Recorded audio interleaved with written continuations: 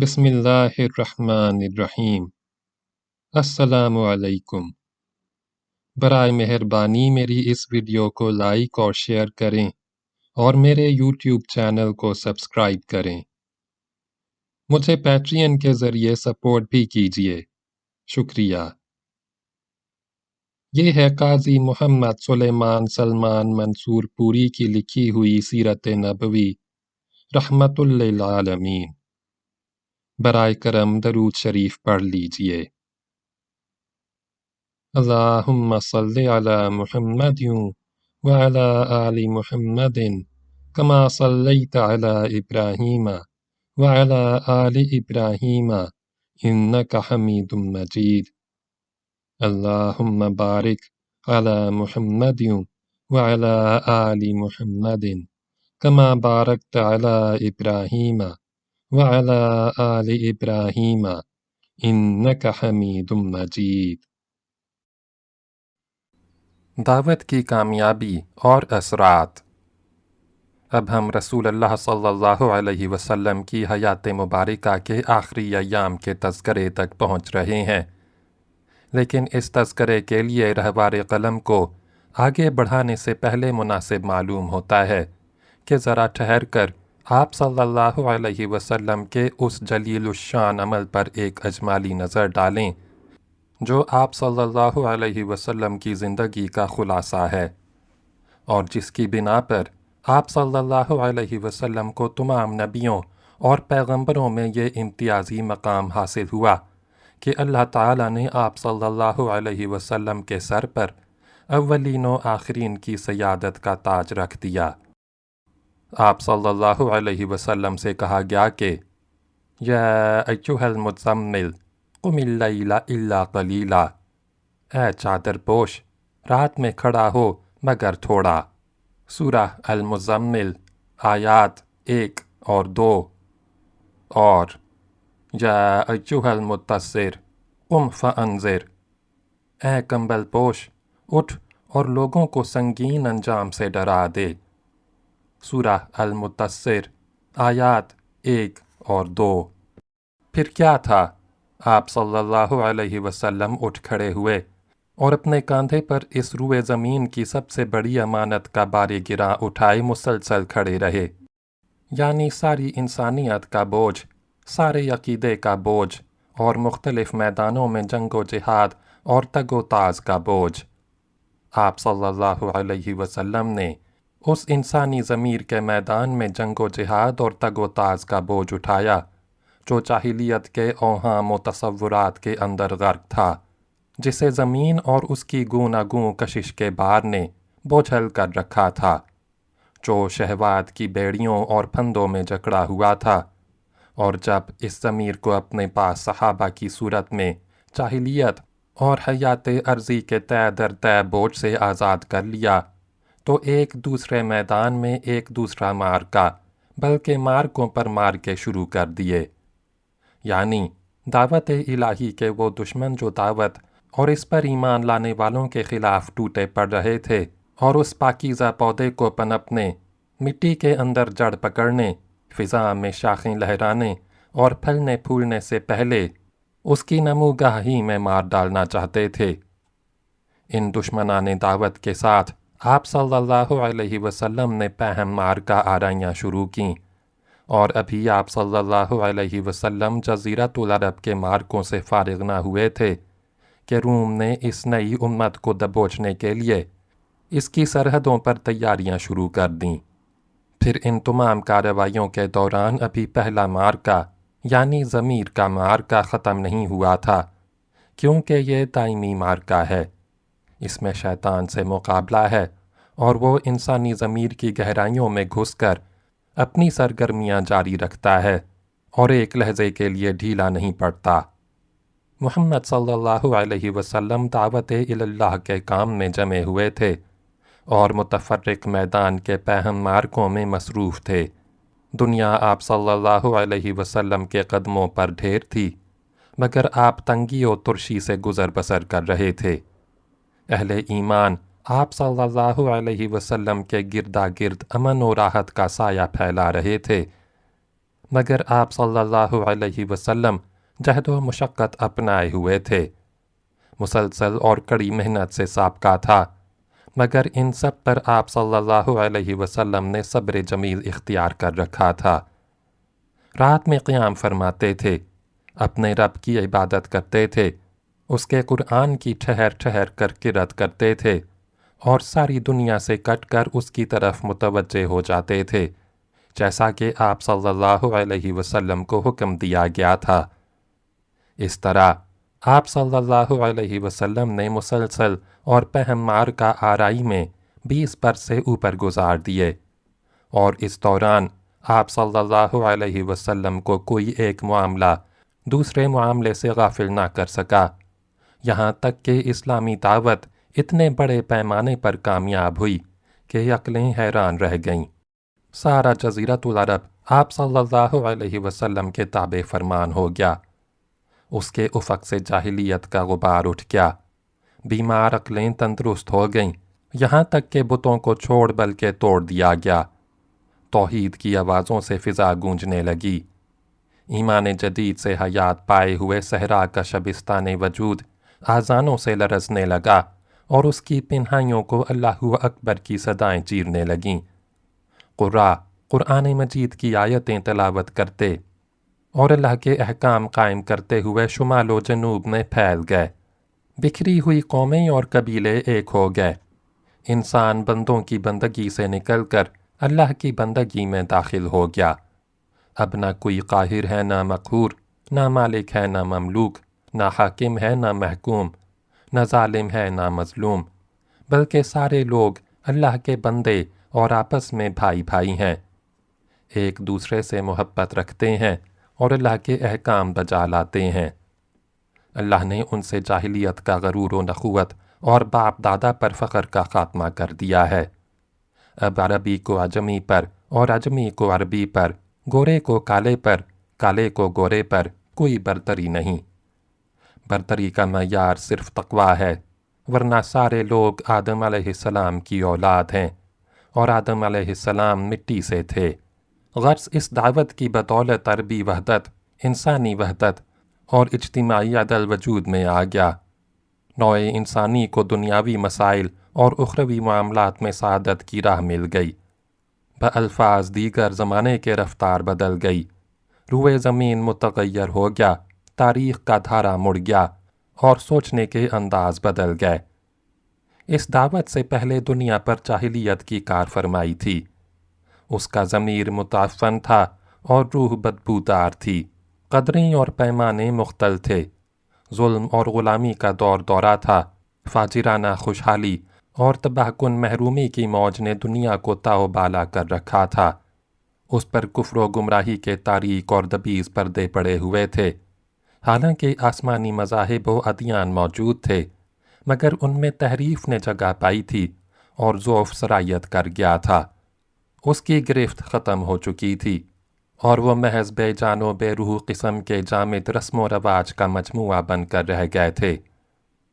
جب اس دعوت نے انسانی زندگی پر اپنا اثر دکھایا تو انسانی روح کو وہم و خرافات، بندگی و غلامی، فساد و تعفن اور گندگی و انارکی سے نجات دلائی، اور معاشرہ انسانی کو ظلم و طغیان، پراگندگی و بربادی، طبقاتی امتیازات، حکام کے استبداد اور کاہنوں کے رسوا کن تسلط سے چھٹکارا دلایا، اور دنیا کو عفت و نظافت، ایجادات و تعمیر، آزادی و تجدد، معرفت و یقین، وثوق و ایمان، عدالت و کرامت اور عمل کی بنیادوں پر زندگی کی بالیدگی، حیات کی ترقی اور حقدار کی حق رسائی کے لیے تعمیر کیا۔ ان تبدیلیوں کی بدولت جزیرۃ العرب نے ایک ایسی بابرکت اٹھان کا مشاہدہ کیا جس کی نظیر انسانی وجود کے کسی دور میں نہیں دیکھی گئی، اور اس جزیرے کی تاریخ اپنی عمر کے ان یگانہ روزگار ایام میں اس طرح جگمگائی کہ اس سے پہلے کبھی نہیں جگمگائی تھی۔ حجۃ الوداع، دعوت و تبلیغ کا کام پورا ہو گیا، اور اللہ کی الوہیت کے اثبات، اس کے ماں سوا کی الوہیت کی نفی، اور محمد رسول اللہ صلی اللہ علیہ وسلم کی رسالت کی بنیاد پر ایک نئے معاشرے کی تعمیر و تشکیل عمل میں آ گئی۔ اب گویا غیبی ہاتف آپ صلی اللہ علیہ وسلم کے قلب و شعور کو یہ احساس دلا رہا تھا کہ دنیا میں آپ صلی اللہ علیہ وسلم کے قیام کا زمانہ اختتام کے قریب ہے۔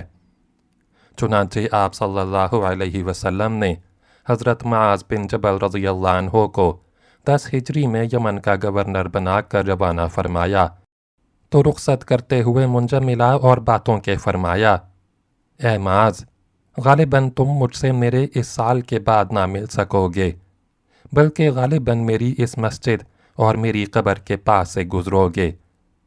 اور حضرت معاذ رضی اللہ عنہ یہ سن کر رسول اللہ صلی اللہ علیہ وسلم کی جدائی کے غم سے رونے لگے۔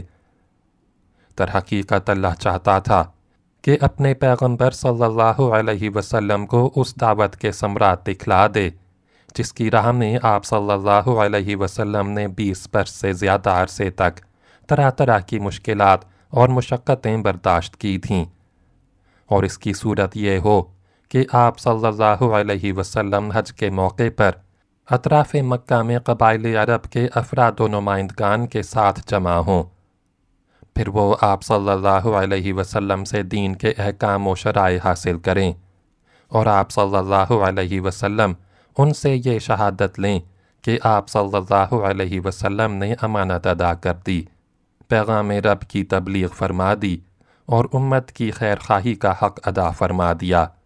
اس مشیت ایزدی کے مطابق نبی صلی اللہ علیہ وسلم نے جب اس تاریخی حج مبرور کے لیے اپنے ارادے کا اعلان فرمایا تو مسلمانان عرب چوک در چوک پہنچنا شروع ہو گئے۔ ہر ایک کی آرزو تھی کہ وہ رسول اللہ صلی اللہ علیہ وسلم کے نقش پا کو اپنے لیے نشان راہ بنائے اور آپ صلی اللہ علیہ وسلم کی اقتدا کرے۔ پھر سنیچر کے دن جبکہ ذی قعدہ میں 4 دن باقی تھے، رسول اللہ صلی اللہ علیہ وسلم نے کوچ کی تیاری فرمائی، بالوں میں کنگھی کی، تیل لگایا، تہبند پہنا، چادر اوڑھی، قربانی کے جانوروں کو قلادہ پہنایا اور ظہر کے بعد کوچ فرما دیا اور عصر سے پہلے ذوالحلیفہ پہنچ گئے۔ وہاں عصر کی نماز 2 رکعت پڑھی اور رات بھر خیمہ زن رہے۔ صبح ہوئی تو صحابہ کرام سے فرمایا، رات میرے پروردگار کی طرف سے ایک آنے والے نے آ کر کہا، اس مبارک وادی میں نماز پڑھو اور کہو حج میں عمرہ ہے۔ پھر ظہر کی نماز سے پہلے آپ صلی اللہ علیہ وسلم نے احرام کے لیے غسل فرمایا۔ اس کے بعد حضرت عائشہ رضی اللہ عنہا نے آپ صلی اللہ علیہ وسلم کے جسم اطہر اور سر مبارک میں اپنے ہاتھ سے زریرہ اور مشک آمیز خوشبو لگائی۔ خوشبو کی چمک آپ صلی اللہ علیہ وسلم کی مانگ اور داڑھی میں دکھائی پڑتی تھی، مگر آپ صلی اللہ علیہ وسلم نے یہ خوشبو دھوئی نہیں بلکہ برقرار رکھی۔ پھر اپنا تہبند پہنا، چادر اوڑھی، 2 رکعت ظہر کی نماز پڑھی۔ اس کے بعد مصلی ہی پر حج اور عمرہ دونوں کا ایک ساتھ احرام باندھتے ہوئے صدائے لبیک بلند کی۔ پھر باہر تشریف لائے، قصوہ اونٹنی پر سوار ہوئے اور دوبارہ صدائے لبیک بلند کی۔ اس کے بعد اونٹنی پر سوار کھلے میدان میں تشریف لے گئے تو وہاں بھی لبیک پکارا۔ اس کے بعد آپ صلی اللہ علیہ وسلم نے اپنا سفر جاری رکھا۔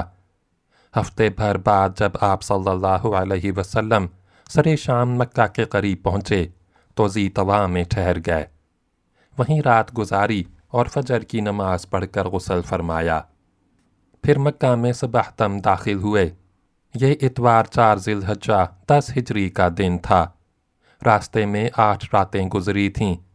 اوسط رفتار سے اس مسافت کا یہی حساب بھی ہے۔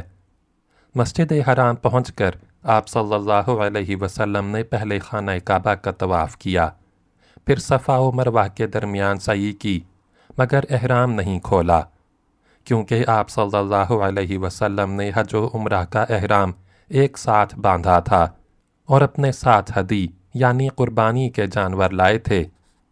طواف و سعی سے فارغ ہو کر آپ صلی اللہ علیہ وسلم نے بالائی مکہ میں ہجون کے پاس قیام فرمایا، لیکن دوبارہ طواف حج کے سوا کوئی اور طواف نہیں کیا۔ آپ صلی اللہ علیہ وسلم کے جو صحابہ کرام اپنے ساتھ ہدی یعنی قربانی کا جانور نہیں لائے تھے، آپ صلی اللہ علیہ وسلم نے انہیں حکم دیا کہ اپنا احرام عمرے میں تبدیل کر دیں اور بیت اللہ کا طواف اور صفا مروہ کی سعی کر کے پوری طرح حلال ہو جائیں۔ لیکن چونکہ آپ صلی اللہ علیہ وسلم خود حلال نہیں ہو رہے تھے، اس لیے صحابہ کرام کو تردد ہوا۔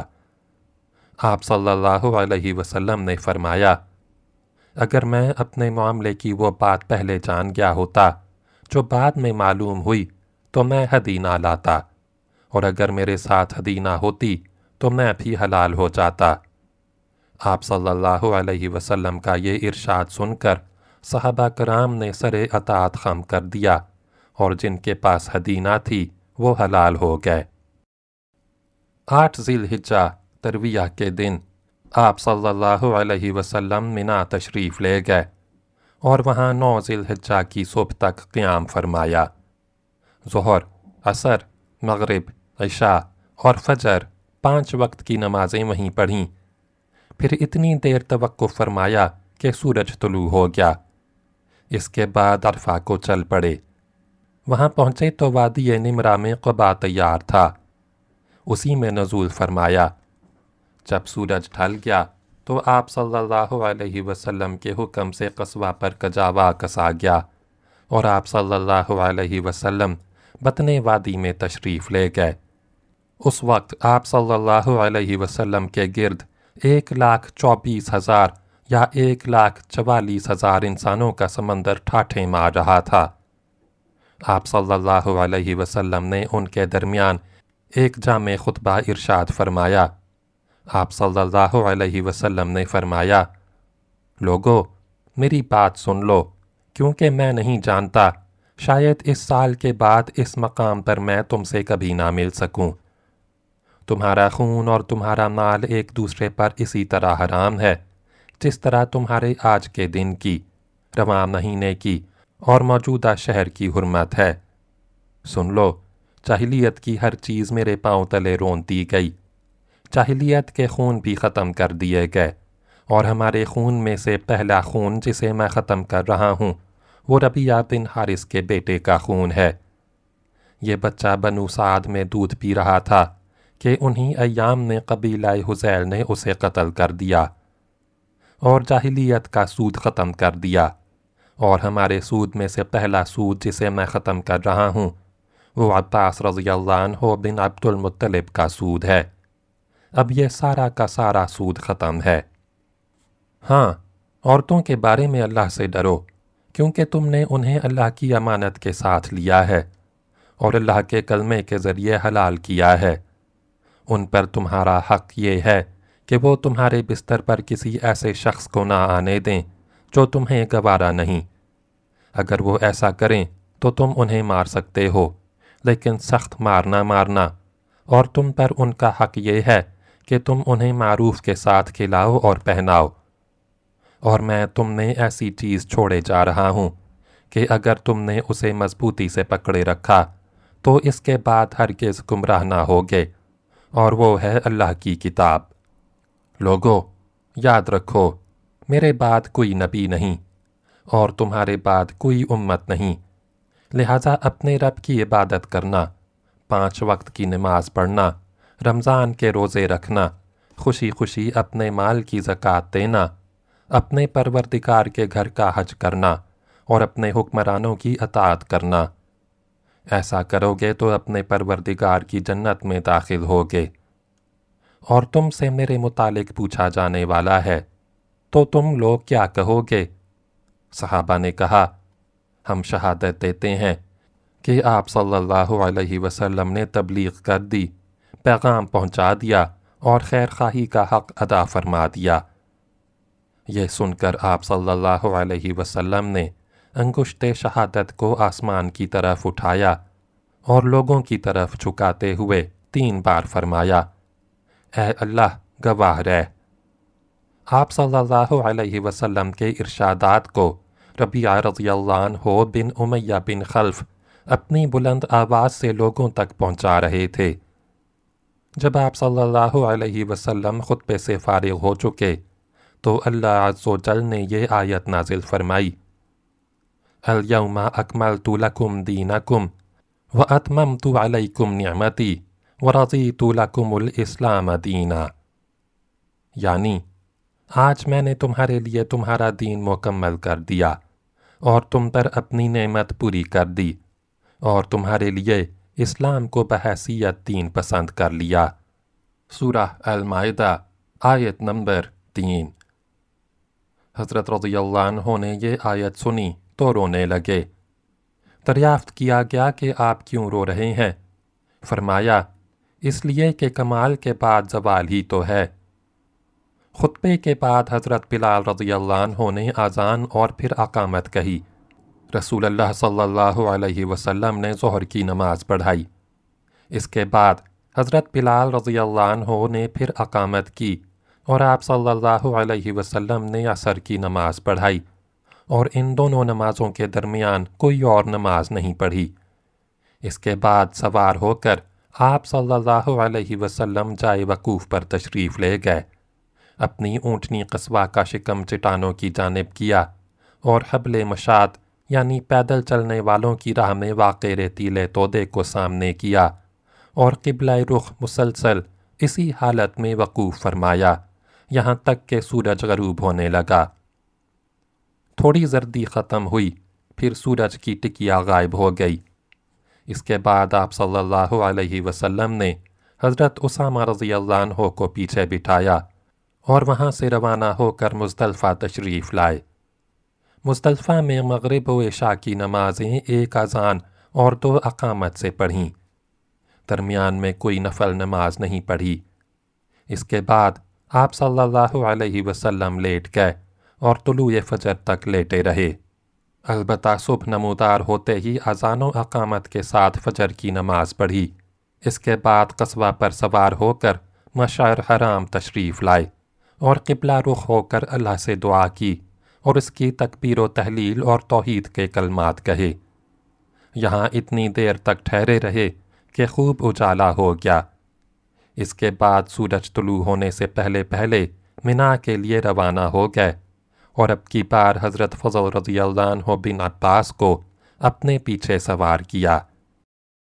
بطن محصرہ میں پہنچے تو سواری کو ذرا تیزی سے دوڑایا، پھر جو درمیانی راستہ جمرہ کبریٰ پر نکلتا تھا اس سے چل کر جمرہ کبریٰ پر پہنچے۔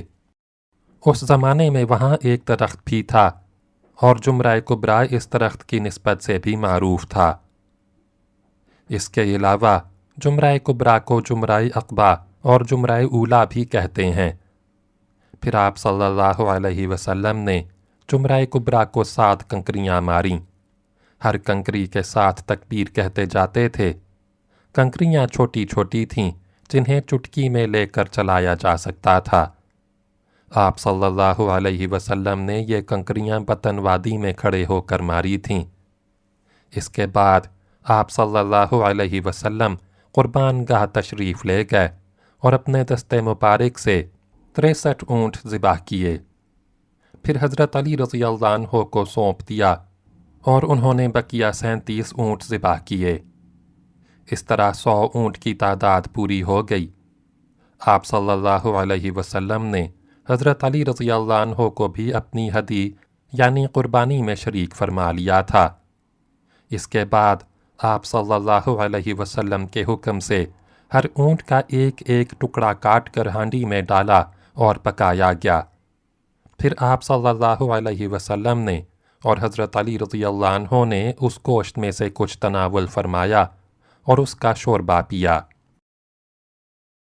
بعد ازاں رسول اللہ صلی اللہ علیہ وسلم سوار ہو کر مکہ تشریف لے گئے، بیت اللہ کا طواف فرمایا، اسے طواف افاضہ کہتے ہیں، اور مکہ ہی میں ظہر کی نماز ادا فرمائی۔ پھر چاہے زمزم پر بنو عبد المطلب کے پاس تشریف لے گئے، وہ حجاج کرام کو زمزم کا پانی پلا رہے تھے۔ آپ صلی اللہ علیہ وسلم نے فرمایا، بنو عبد المطلب تم لوگ پانی کھینچو، اگر یہ اندیشہ نہ ہوتا کہ پانی پلانے کے اس کام میں لوگ تمہیں مغلوب کر دیں گے تو میں بھی تم لوگوں کے ساتھ کھینچتا۔ یعنی اگر صحابہ کرام رسول اللہ صلی اللہ علیہ وسلم کو خود پانی کھینچتے ہوئے دیکھتے تو ہر صحابی خود پانی کھینچنے کی کوشش کرتا، اور اس طرح حجاج کو زمزم پلانے کا جو شرف بنو عبد المطلب کو حاصل تھا اس کا نظم ان کے قابو میں نہ رہتا۔ چنانچہ بنو عبد المطلب نے آپ صلی اللہ علیہ وسلم کو ایک ڈول پانی دیا اور آپ صلی اللہ علیہ وسلم نے اس میں سے حسب خواہش پیا۔ آج یوم النحر تھا، یعنی ذی الحجہ کی 10 تاریخ تھی۔ نبی صلی اللہ علیہ وسلم نے آج بھی دن چڑھے چاشت کے وقت ایک خطبہ ارشاد فرمایا تھا۔ خطبے کے وقت آپ صلی اللہ علیہ وسلم خچر پر سوار تھے اور حضرت علی رضی اللہ عنہ آپ صلی اللہ علیہ وسلم کے ارشادات صحابہ کو سنا رہے تھے۔ صحابہ کرام کچھ بیٹھے اور کچھ کھڑے تھے۔ آپ صلی اللہ علیہ وسلم نے آج کے خطبے میں بھی کل کی کئی باتیں دہرائیں۔ صحیح بخاری اور صحیح مسلم میں حضرت ابو بکر رضی اللہ عنہ کا یہ بیان مروی ہے کہ نبی صلی اللہ علیہ وسلم نے ہمیں یوم النحر یعنی 10 ذی الحجہ کو خطبہ دیا۔ فرمایا، زمانہ گھوم پھر کر اپنی اسی دن کی حیت پر پہنچ گیا ہے جس دن اللہ نے آسمان و زمین کو پیدا کیا تھا۔ سال 12 مہینے کا ہے، جن میں سے 4 مہینے حرام کے ہیں، 3 پے تر پے یعنی ذی قعدہ، ذی الحجہ اور محرم، اور 1 رجب مضر جو جمادی الاخرہ اور شعبان کے درمیان ہے۔ آپ صلی اللہ علیہ وسلم نے یہ بھی فرمایا کہ یہ کون سا مہینہ ہے؟ ہم نے کہا، اللہ اور اس کے رسول صلی اللہ علیہ وسلم بہتر جانتے ہیں۔ اس پر آپ صلی اللہ علیہ وسلم خاموش رہے، یہاں تک کہ ہم نے سمجھا کہ آپ صلی اللہ علیہ وسلم اس کا کوئی اور نام رکھیں گے۔ لیکن پھر آپ صلی اللہ علیہ وسلم نے فرمایا کہ ذی الحجہ نہیں ہے۔ ہم نے کہا کیوں نہیں؟ آپ صلی اللہ علیہ وسلم نے فرمایا، یہ کون سا شہر ہے؟ ہم نے کہا اللہ اور اس کے رسول بہتر جانتے ہیں۔ اس پر آپ صلی اللہ علیہ وسلم خاموش رہے، یہاں تک کہ ہم نے سمجھا آپ صلی اللہ علیہ وسلم اس کا کوئی اور نام رکھیں گے، مگر آپ صلی اللہ علیہ وسلم نے فرمایا، کیا یہ بلدہ یعنی مکہ نہیں ہے؟ ہم نے کہا کیوں نہیں؟ آپ صلی اللہ علیہ وسلم نے فرمایا، اچھا تو یہ دن کون سا ہے؟ ہم نے کہا اللہ اور اس کے رسول صلی اللہ علیہ وسلم بہتر جانتے ہیں۔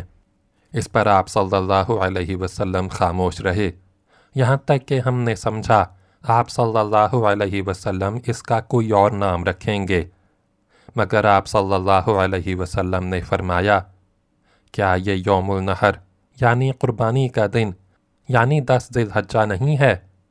ہم نے کہا کیوں نہیں؟ آپ صلی اللہ علیہ وسلم نے فرمایا، اچھا تو سنو کہ تمہارا خون، تمہارا مال اور تمہاری آبرو ایک دوسرے پر ایسے ہی حرام ہے جیسے تمہارے اس شہر اور تمہارے اس مہینے میں تمہارے آج کے دن کی حرمت ہے، اور تم لوگ بہت جلد اپنے پروردگار سے ملو گے اور وہ تم سے تمہارے اعمال کے متعلق پوچھے گا۔ لہٰذا دیکھو میرے بعد پلٹ کر گمراہ نہ ہو جانا کہ آپس میں ایک دوسرے کی گردنیں مارنے لگو۔ بتاؤ، کیا میں نے تبلیغ کر دی؟ صحابہ نے کہا، ہاں۔